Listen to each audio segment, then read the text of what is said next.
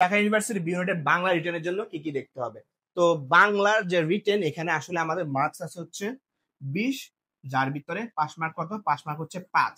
ওকে, এটা হচ্ছে মার্কস নিয়ে কথাবার্তা। এখন টপিক গুলা কি কি সেটা একবার আগে দেখে নেই। টপিক হচ্ছে মোটামুটি 60টা।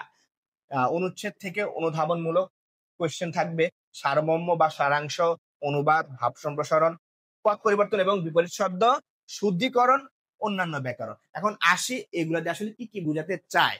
তো সবার আগে টপিকটা কি ছিল? সবার আগে টপিকটা ছিল অনুচ্ছেদ থেকে অনুধাবনমূলক। এখন এটা কেমন? ধরে নেন আপনাকে ডিরেক্ট বাংলা প্রথম পত্রের বই গদ্য অথবা পদ্য থেকে কিছু লাইন দিল, ধরেন যে পদ্য থেকে দিল। হ্যাঁ, এখন পদ্য থেকে কিছু লাইন দিয়ে আপনাকে ওই পদ্যর উপরে, ওই অংশটুকুর উপরে ডিপেন্ড করে কয়েকটা কোয়েশ্চেন দিবে। ঠিক আছে, কোয়েশ্চেন দিয়ে বলবে এই লাইনটা দিয়ে কি বুঝাইছে। এমন আপনার অনুধাবনমূলক কোয়েশ্চেন দিতে পারে। তো এখানে কোয়েশ্চেন আপনার দুইটা দেয় মেনলি, 5-5-10। এমনও হতে পারে যে এই টোটালটার উপরে 5 মার্ক থাকতে পারে। এটা ডিপেন্ড করে, আসলে ইয়াতে ডিপেন্ড করে। ইভেন এখানে শুধু কোয়েশ্চেন না, আপনার এখান থেকে বিভিন্ন ব্যাকরণের টপিকও আনতে পারে। এই জন্য কিন্তু আমি লাস্ট টপিকটা লিখছি যে অন্যান্য ব্যাকরণ। এবং শুরুতেও আমি অনেকবার বলেছি যে ব্যাকরণের যে বেসিক, এটা আপনার রিটেনেও কাজে লাগবে।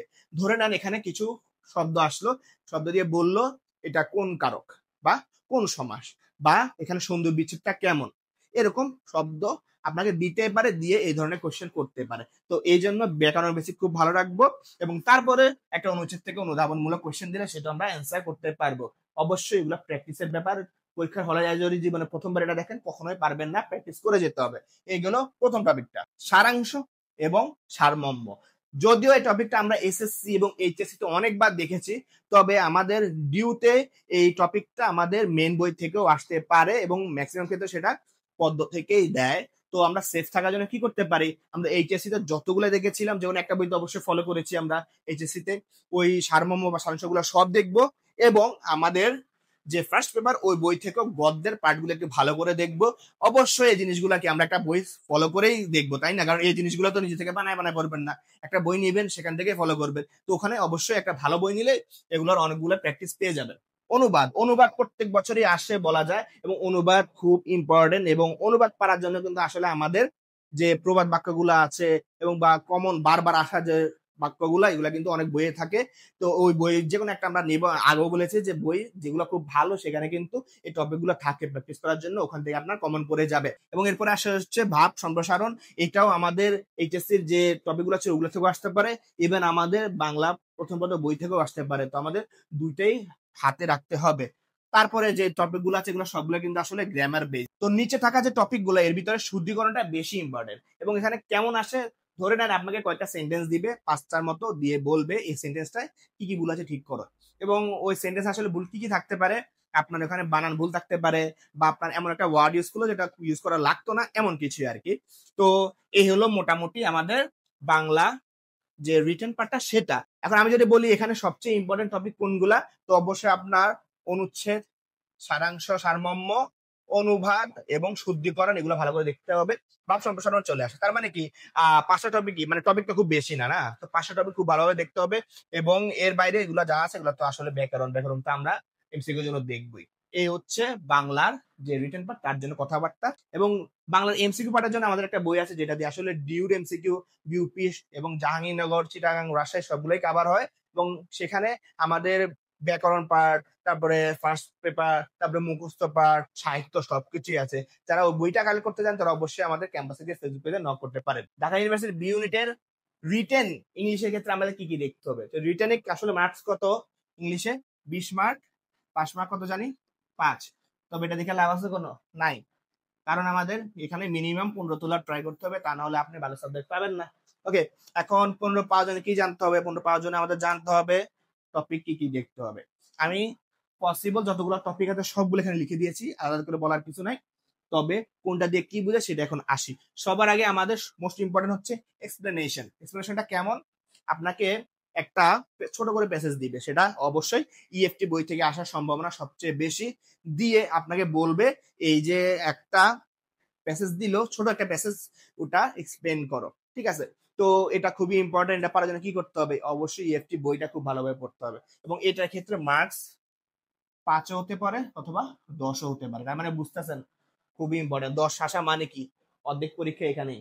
তারপরে কি, তারপরে হচ্ছে শর্ট প্যারাগ্রাফ। শর্ট প্যারাগ্রাফটা কি, একটা টপিক দিয়ে ওটাকে প্যারাগ্রাফ লিখতে বলবে, এবং ম্যাক্সিমাম ক্ষেত্রে এটা বইয়ের বাইরে থেকেই আসে, তবে ইএফটি থেকে আসার সম্ভাবনাও ভালো, কারণ ইএফটি বইটা তো আমাদের সিলেবাসের ভিতরে এটা থেকে দিতেই পারে। এরপর হচ্ছে সেন্টেন্স মেকিং। সেন্টেন্স মেকিংটা কিন্তু 100% ইএফটি বই থেকে আসবে। এখান থেকে কিছু ওয়ার্ড দিবে, ওয়ার্ড দিয়ে বলবে সেন্টেন্স বানাও। এখন আপনি এরকম করতে পারেন না, ধরে নেন একটা ওয়ার্ড দিল কি, এখান থেকে ওয়ার্ড দিয়ে ধরেন থিম দিল, থিম এই ওয়ার্ডটা দিল, হ্যাঁ।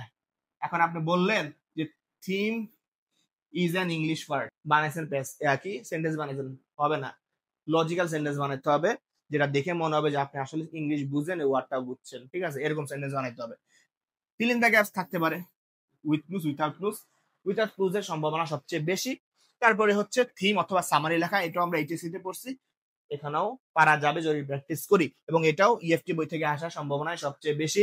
তারপর হচ্ছে ট্রান্সলেশন। ট্রান্সলেশন আমাদের বাংলা ক্ষেত্রেও খুব ইম্পর্টেন্ট ছিল, ইংলিশের ক্ষেত্রেও ইম্পর্টেন্ট, এবং এই ক্ষেত্রে আমাদের খেয়াল রাখতে হবে প্রত্যেকটা ওয়ার্ড ধরে ধরে কিন্তু ট্রান্সলেট করলে হবে না, একটা সেন্টেন্স পুরোটা পড়ে ট্রান্সলেট করতে হয়। এবং ট্রান্সলেশনের ক্ষেত্রে আপনার প্রভাব গুলা খুব ইম্পর্টেন্ট। প্রভাব কোনগুলাকে বলে, আমাদের প্রবাদ বাক্যগুলোকে বলে, ঠিক আছে, এগুলো আমাদের মাস্ট জানতে হবে, এবং এর বাইরেও কিছু ইম্পর্টেন্ট সেন্টেন্স পাইতে পারে, ওগুলোর ট্রান্সলেশন আমাদের জেনে রাখতে হবে। এই জন্য আমরা একটা ভালো বই নিব, ওখানে দেখবো যে সবগুলো আছে কিনা, তারপর বইটা এ টু জেড ভালো করে শেষ করে ফেলবো, এবং দেখবো অবশ্যই এই টপিক গুলো আছে কিনা। তো এই গেল প্রথম 6টা টপিক। এই 6টা টপিক হচ্ছে আমাদের কি মাস্ট ইম্পর্টেন্ট, করে যেতে হবে। এর বাইরে কিছু টপিক আছে যেগুলো যদি দেখে যান আপনি সেফ থাকবে। তার ভিতরে কি কি আছে, কমপ্লিটিং সেন্টেন্স, পাঞ্চুয়েশন, কম্প্রিহেনশন, একটা প্যাসেজ দিয়ে আপনাকে বলবে কি, মেসেজ দিবে, তারপরে আপনাকে 5টা এমসিকিউ দিয়ে বলবে এটা সলভ করো, যেটা আমাদের এইচএসসি তে আসে ওরকম আর কি। রিঅ্যারেঞ্জিং আসতে পারে, চেঞ্জিং অথবা ট্রান্সফরমেশন অফ সেন্টেন্সও আসতে পারে, ঠিক আছে। তো আমার সাজেশন হচ্ছে অ্যাটলিস্ট উপরে 6টা দেখবো, এবং এখান থেকে পাঞ্চুয়েশনটাও ভালো ইম্পর্টেন্ট বলা যায়। তো সেফ থাকার জন্য আমরা কি করতে পারি, সেফ থাকার জন্য আমরা যেগুলো ইম্পর্টেন্ট বলছি ওগুলো পড়বো, পরে বাকিগুলাও জাস্ট একটু দেখে যাব। বই যেহেতু আমরা ফলো করবোই, তার মানে কি আমরা দেখে যাওয়াই সেফ। এ হচ্ছে আমাদের ইংলিশের রিটেন নিয়ে কথাবার্তা। তো রিটেনের প্রিপারেশন অবশ্যই কি আমাদের ইএফটি বইয়ের উপরে বেশি গুরুত্ব পড়তেছে। তো এই ইএফটি ভালোভাবে আমরা পড়বো, তারপরে দেখবো যে টপিকগুলোর সাথে আমরা কিভাবে অ্যালাইন করতে পারি এই বইগুলোর সাথে, আমরা প্র্যাকটিস করে করে। এইগুলো হচ্ছে রিটেন নিয়ে কথাবার্তা। আর এমসিকিউ নিয়ে তো আমাদের একটা বই আছে ক্যাম্পাস এক্স থেকে, ক্যাম্পাস এক্স ইংলিশ বইটা, যেখানে আসলে English first paper, literature, grammar, vocab সবকিছু ইনক্লুডেড আছে। যারা বইটা কালেক্ট করছেন তারা অবশ্যই আমাদের ক্যাম্পাস থেকে ফেসবুক পেজে নক করবেন।